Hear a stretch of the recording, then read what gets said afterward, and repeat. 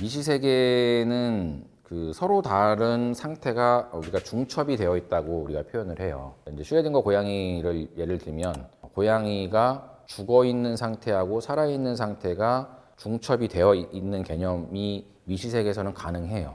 예, 그러니까 그거를 어떻게 가능하냐고 물어보면 안 돼요.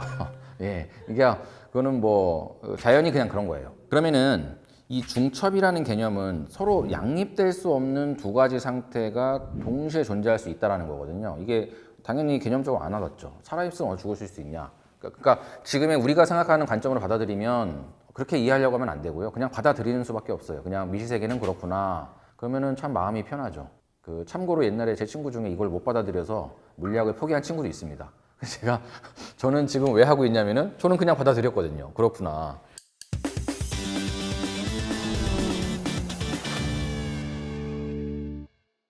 안녕하세요. 저는 물리학자 이광진이라고 합니다. 현재 고려대학교 세종 캠퍼스에 교수로 재직 중에 있고요. 진격의 물리학이라고 하는 저서도 편찬하기도 한 물리를 좋아하고 지금까지 물리 연구만 해온 물리학자라고 보도 되고 반갑습니다. 우리가 가만히 보면 텅 빈 공간에 아무것도 없는 것 같은데 그 안에는 우리 눈으로 볼 수 없는 미시 입자들이 마구마구 움직이고 있거든요. 그러니까 미시라는 거는 말 그대로 작은 입자죠. 작으면 얼마나 작느냐. 보통 원자 수준으로 작다. 우리가 이제 주기율표 제1번 수소 원자를 생각해 보면은 가운데 양성자가 하나 있고 전자가 하나가 있어요. 그 양성자로부터 전자까지의 거리가 0.1 나노미터 정도 돼요. 1 나노미터는 10억 분의 1미터예요. 10의 마이너스 9승미터. 그러니까 가장 작은 원자 사이즈가 한 나노미터, 1 나노미터, 뭐 0.5 나노미터, 0.1 나노미터 그 정도 수준 정도 되는 세계를 우리가 미시세계라고 보통 얘기를 하고 당연히 우리 눈에 안 보이죠. 믿을 수 없을 만큼 작은 세계인데 그 입자들이 어떻게 거동하는지를 인류가 과학자들이 이제 알기 시작한 거죠. 그래서 미시 입자라고 하면 원자, 아톰을 생각하시면 될 것 같아요. 사실 그 미시세계라고 하는 것은 나중에 이제 만들어낸 얘기고 질문을 이렇게 한 거죠. 어떤 물질이 있는데 이 물질을 몇 번 자를 수 있느냐예요. 그러면은 얘를 계속 자르는 횟수를 늘어나면은 물질이 점점 좀 작아질 거 아니에요? 그러면은 계속 자르다 보면 도저히 자를 수 없는 뭔가 마지막 물질 하나 있느냐 없느냐를 궁금했던 사람이 바로 데모크리토스라는 사람이에요. 그분은 절대로 자를 수 없는 가장 기본 단위의 입자가 있다라고 믿었죠. 그게 바로 원자라고 하는 원자라는 이름이 이제 그때 붙여진 이름이고요. 그 이후로 뭐 원자가 있다 없다 뭐 이런 논쟁들이 많이 이제 벌어지게 됐죠. 근데 물론 과거 역사를 돌이켜 봤을 때 과학 기술이 그 미시세계의 원자를 직접 뭐 볼 수 있느냐, 디텍트 할 수 있느냐에 대한 기술이 사실 없었기 때문에 수많은 사람들이 그냥 논쟁에서 끝났죠. 끝났다가 1600년대, 그러니까 데모크리토스의 생각이 계속 진화를 해 나가는데 물론 데모크리토스 바로 이후에 이제 아리스토텔레스라는 분, 소위 말하는 사원소설이라는 거를 또 들고 와요. 물, 불, 흙, 공기. 그러니까 지상에 있는 물질을 이루고 있는 물질들은 이 네 가지 원소의 조합으로 구성이 되어 있다. 근데 놀라운 사실은 그 아리스토텔레스뿐만 아니라 뭐 플라톤이나 뭐 엠페도클레스 이런 사람들이 다 주장하거든요. 이 물, 불, 흙, 공기가 서로 변환이 가능하다라고 생각한 거예요. 어떤 사람은 이 네 개는 각자 고유의 영역 때문에 절대로 바뀔 수 없다고 생각을 했지만 아리스토텔레스는 이게 서로 변환이 가능하기 때문에 중세 시대 사람들 한 1500년대 이때 뭐가 유행했냐면 연금술이 엄청나게 유행을 했어요. 연금술이라는 게 뭐죠? 금을 만들어내는 기술이잖아요. 이것들 때문에 과학적으로 전혀 말이 안 되는 연금술이 엄청나게 유행을 했고 그 폐해를 계속 이어가도 되는 거죠.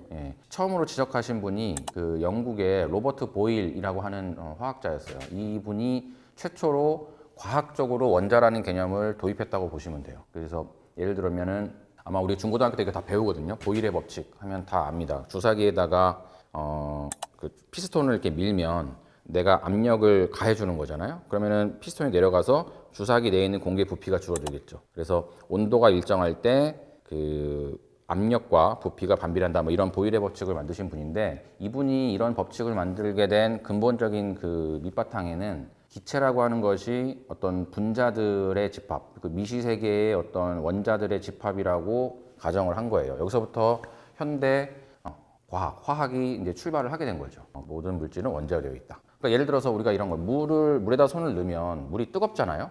자, 뜨겁다라는 게 뭐냐 이거예요. 뜨겁다라는 거는 우리 세포가 뭔가 느껴서 뜨겁다라는 거를 감지를 하고 우리 뇌가 뜨겁다라고 인지를 하는 것뿐이지 그게 어떤 현상이냐? 이 결론은 뭐냐? 물 분자들이 매우 빠르게 움직이면 뜨거운 거예요. 그 물질을 구성하고 있는 그러니까 여름에 너무 덥잖아요.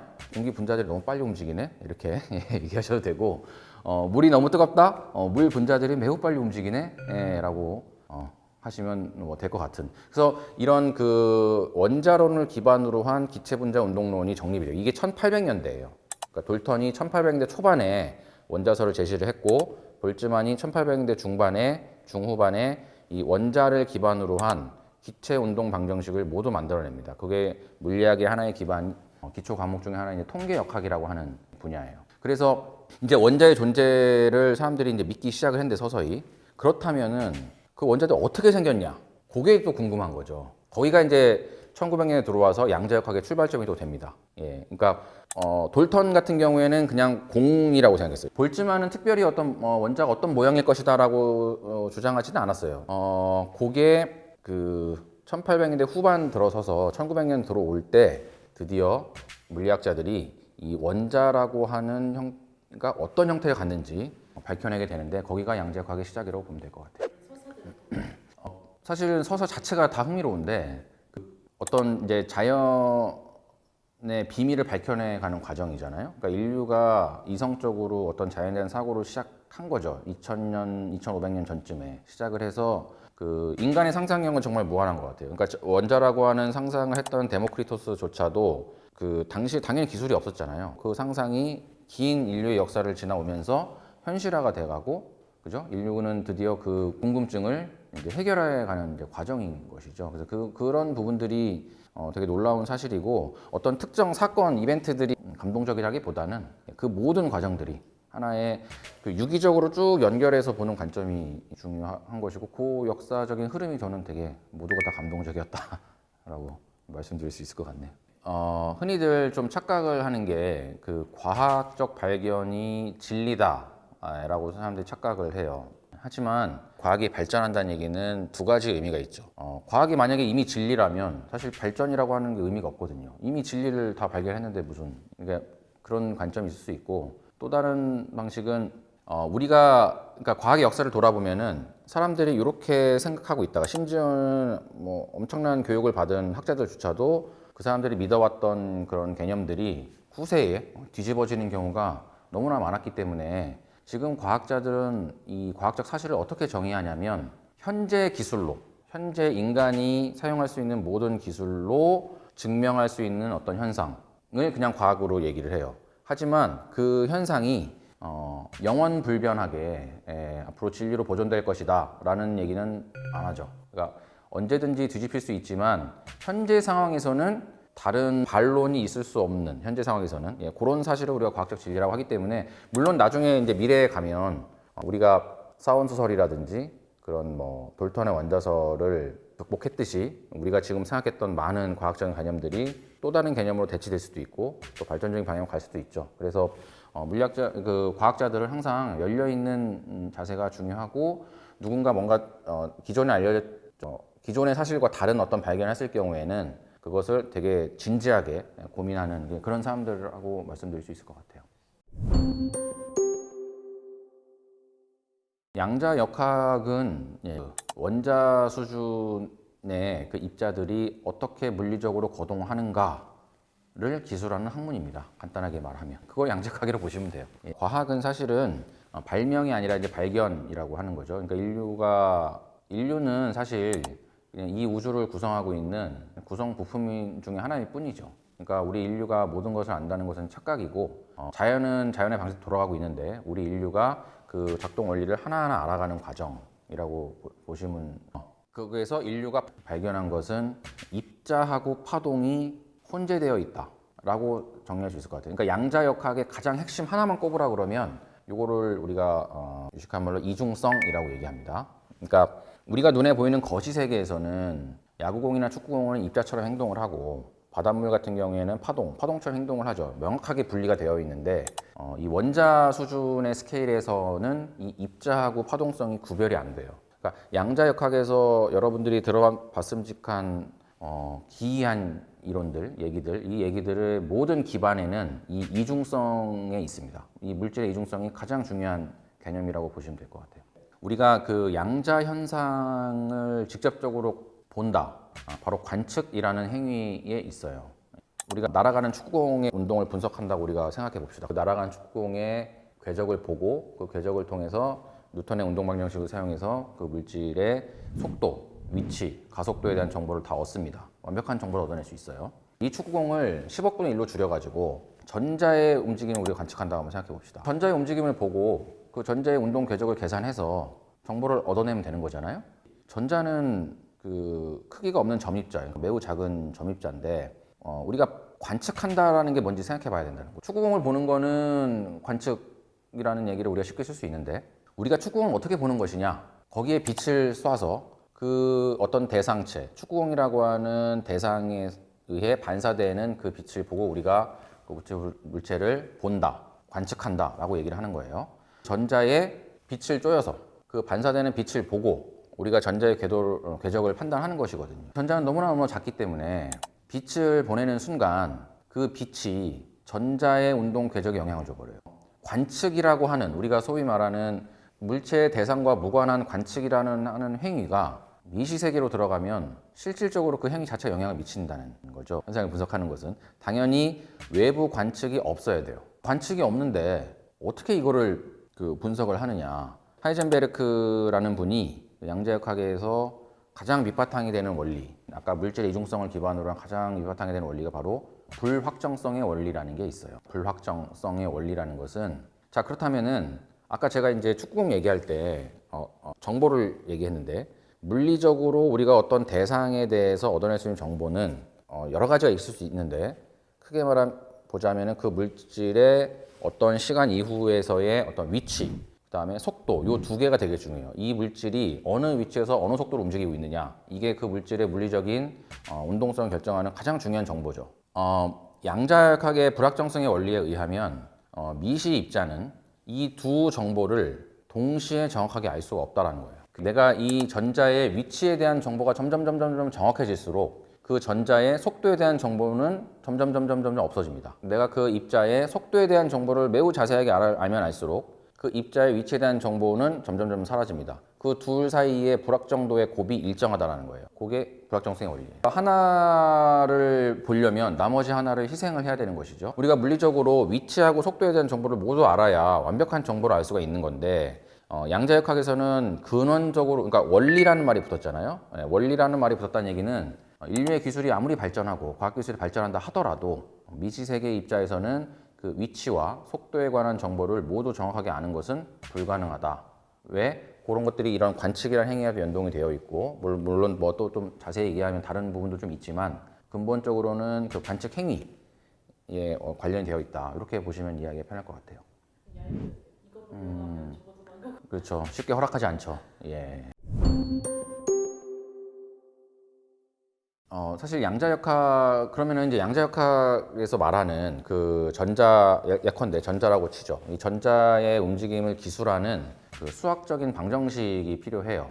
사실 이런 얘기 들으면은 좀 그럴 수 있는데 시중에 수많은 유튜브나 이런 데서 이제 양자역학에 대한 얘기가 나오잖아요. 그럼 수많은 뭐 과학자들이나 교수님들 이런 분들이 나와서 뭐 저 역시도 마찬가지고 설명을 하는데 본질적으로 그 미시세계의 입자의 움직임을 정확하게 이해하기 위해서는 하이젠베르크나 에르윈 슈레딩거가 만든 그 방정식을 이해를 해야 됩니다. 방정식이라는 건 당연히 수학 방정식이죠. 흔히들 착각하는 게 그러니까 수학이라고 하는 것은 언어예요. 그러니까 자연이 그렇게 수학이라는 언어를 이용해서 쓰여져 있어요. 운동 법칙이. 그런데 대중들이 수학을 어려워하거든요. 싫어하거든요.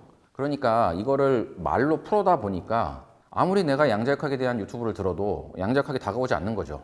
예, 사실 엄밀히 말씀드리면 그 슈레딩거 방정식을 풀어야 됩니다. 슈레딩거 방정식을 직접 풀어보고 거기에 나오는 해들, 답들을 정확하게 물리적으로 유추를 해야 그 미시세계에서 일하는 일을 정확하게 이해할 수 있어요. 우리가 이집트 피라미드의 상형 문자를 발견했는데 그럼 당시 이집트 사람들의 문명을 이해하기 위해서는 그 상형 문자를 해독해야 되잖아요. 그죠?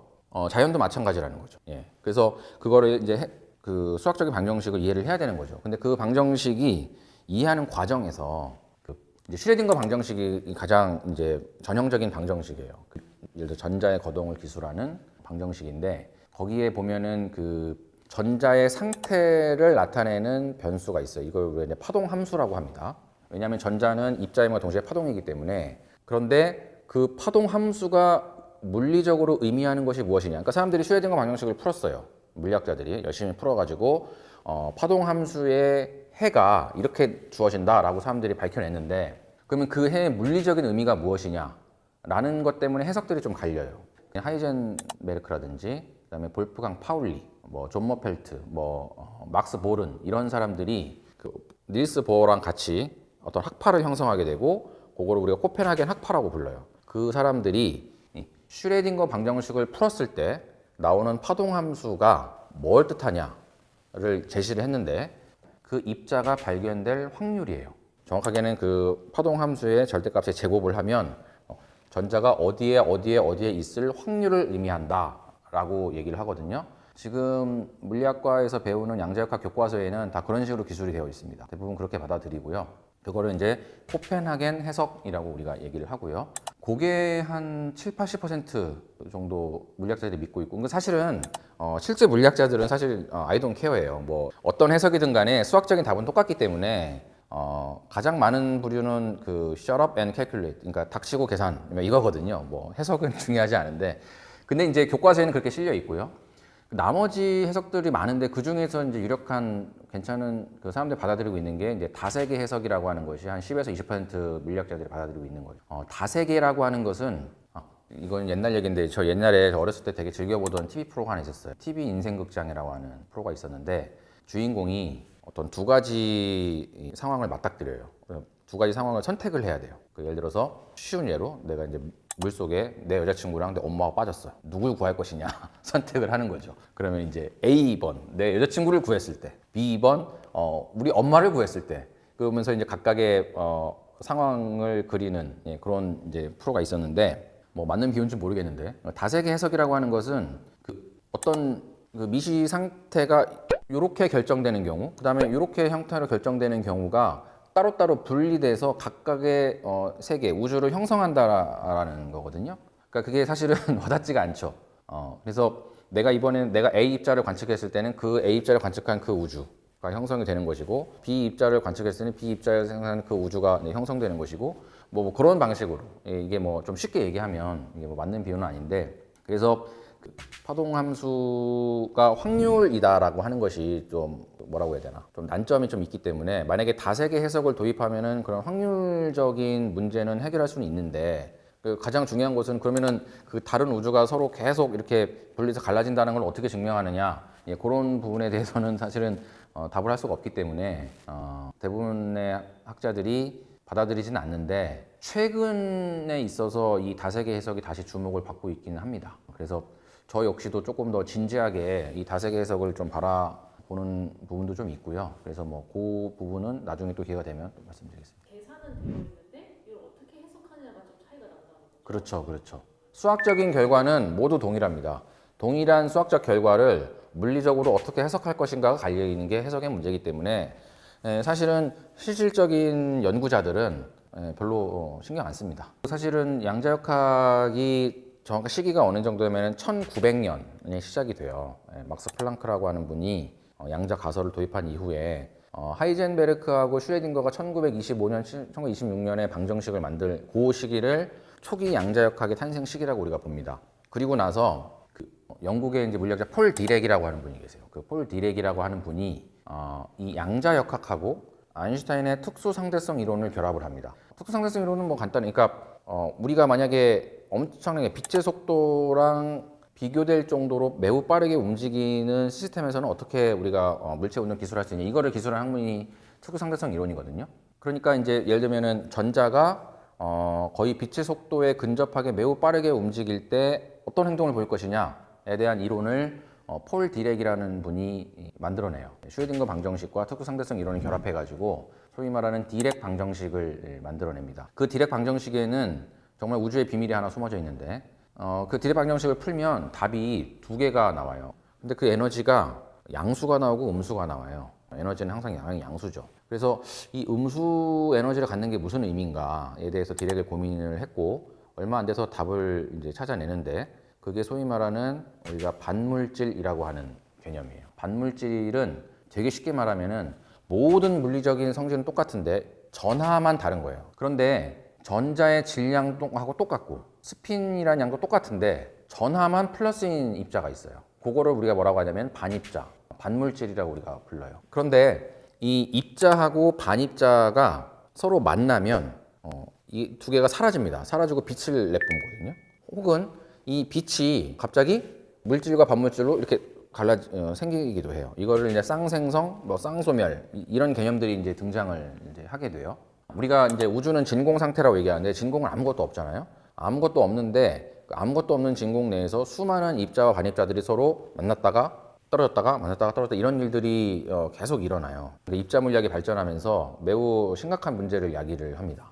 1940년대 이후에 폴 디렉의 방정식 이후로 소위 이 리차드 파인만이라고 아마 다들 많이 들어보셨을 텐데 그분이 중심이 돼서 양자 전기 역학이라고 하는 학문이 이제 탄생을 하는데 그것이 뭐냐면은 이전에 고전적인 전자기학을 양자 역학을 도입해 가지고 전자기장, 전기장, 자기장을 양자화시켜서 좀 어려운 얘기 한데 끝낼게요.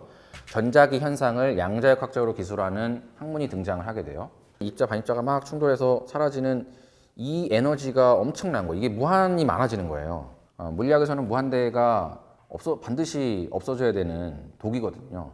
자연현상에서 무한대란 없거든요. 수학적인 개념이지. 그래서 그 무한대의 문제를 리차드 파인만이 해결한 거예요. 이론적으로. 그래서 해결해서 양자 전기 역학이라는 학문이 탄생을 했고 그걸 통해서 우리가 전자기학을 기술하게 된 거죠. 양자 전기 역학의 가장 핵심은 우리가 그러니까 자석을 쇠붙이 잡아당기는 전자기적인 상호작용이 무엇으로 매개가 되냐면은 빛이라고 하는 입자를 통해서 매개가 된다라는 게 결론이에요. 네, 놀라운 사실이죠. 그게 1960년대에 밝혀집니다. 네, 자연계에는 네 가지 힘이 있거든요.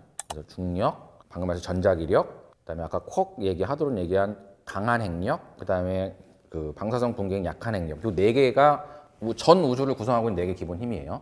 그래서 1960년대 후반, 70년대에 이 전자기력하고 약한 핵력이 완벽하게 하나의 이론으로 통합이 돼요.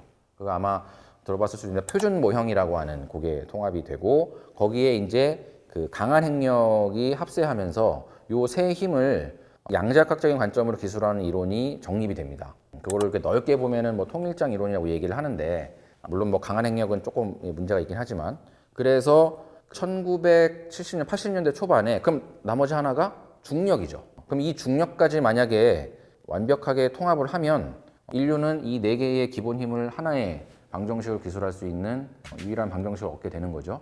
그래서 이제 그거를 시도하려고 입자 물리학계에서 여러 가지 시도들을 하는데 거기에 이제 무슨 뭐 소위 말하는 촉근 이론이라든지 양자 중력 이론 이런 것들이 80년대 이후에 계속 발전을 이제 해오고 있습니다.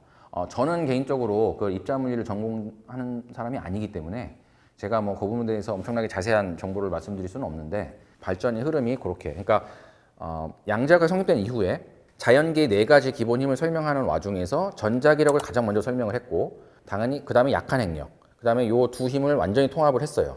요 힘은 진짜 하나의 방정식으로 쓰여집니다.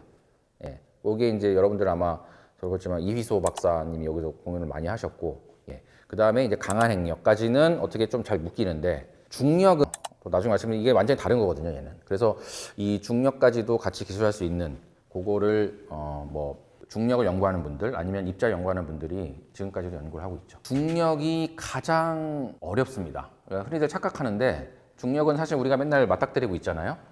높은 산 올라가면 힘들고 물건 하면 떨어지고 그래서 매우 친숙한 힘이지만 그 중력을 정확하게 기술하는 거 물론 중력 자체는 아인슈타인의 일반 상대성 이론의 기술이 다 돼요. 그런데 그 중력을 나머지 세 개의 기본 힘과 통합을 할 때 이 중력이 갖고 있는 아주 매우 심각한 본질적인 문제가 있기 때문에 이 중력은 여기에 같이 껴드는 게 매우 힘듭니다. 그래서 많은 학자들이 골머리를 앓고 있죠. 예. 이제 어쨌든 그 지금 이 중력 통합은 이 다음 주제로 되는 거니까 요거에 말씀드리면 최근에 아마 그 양자 컴퓨터라는 얘기를 많이 들었을 거예요. 반도체는 도체하고 부도체의 중간이잖아요. 근데 왜 이 반도체가 도체와 부도체 중간이냐라는 것은 반드시 양자역학으로 설명을 해야 돼요.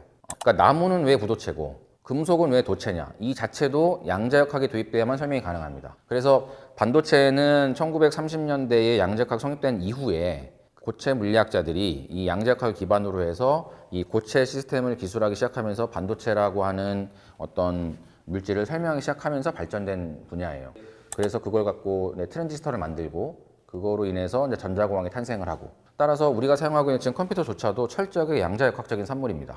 양자역학이 없었다면은 뭐 컴퓨터, 우리 뭐 스마트폰 아예 뭐 꿈도 못 꾸는 거죠. 카메라도 마찬가지고요. 그래서 그 사용되고 있는데 그럼 선생님 그 컴퓨터 양자역학인데 그럼 양자 컴퓨터는 뭡니까? 이미 양자역학을 쓰는데 아까 제가 그 말씀드린 중에 하나가 미시 세계에서는 이제 관측이라는 행위 때문에 이제 불확정성의 원리가 적용이 된다. 그리고 관측이라는 행위가 그 미시 세계의 물질의 운동을 영향을 미친다라고 우리가 했잖아요.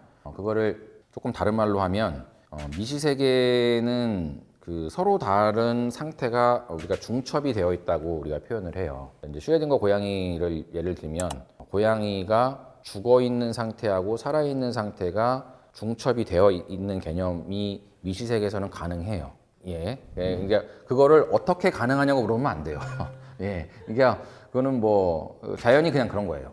자연이 그렇다는 걸 우리가 발견했을 뿐이에요. 뿐이고 그러면은 이 중첩이라는 개념은 서로 양립될 수 없는 두 가지 상태가 동시에 존재할 수 있다는 거거든요. 이게 당연히 개념적으로 안 와닿죠. 살아있으면 죽을 수 있냐. 그러니까 지금의 우리가 생각하는 관점으로 받아들이면 그렇게 이해하려고 하면 안 되고요. 그냥 받아들이는 수밖에 없어요. 그냥 미시세계는 그렇구나. 그러면은 참 마음이 편하죠. 그 참고로 옛날에 제 친구 중에 이걸 못 받아들여서 물리학을 포기한 친구도 있습니다.